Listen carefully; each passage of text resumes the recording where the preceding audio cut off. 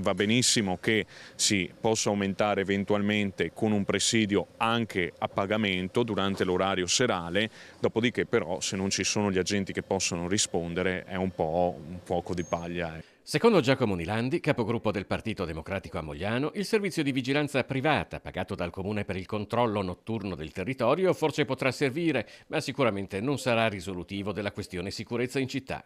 Il problema non è l'istituto di vigilanza privato che aumenta il presidio del territorio, il problema è che quest'ultimo purtroppo, in base a quelli che sono i protocolli attualmente attivi con la prefettura, non ha capacità di intervento diretto nel momento in cui si verificano direttamente i furti piuttosto che delle azioni di disagio sociale all'interno del territorio durante per esempio la movida del venerdì sera, ma è costretto a chiamare le forze dell'ordine. Forze dell'ordine su cui spesso pesa una carenza d'organico più volte denunciata. Questo, osserva Nilandi, riguarda tutti i comuni al di là del colore politico e chiama direttamente in causa il governo nazionale. Quanto costa al comune questo servizio?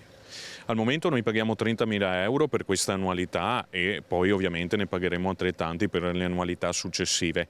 Altri comuni hanno delle sperimentazioni importanti rispetto a questo perché se si tratta semplicemente di presidio del territorio, il presidio del territorio lo possono fare in tanti anche per esempio con il controllo del vicinato che qua da noi purtroppo non viene dovutamente finanziato e anche agevolato.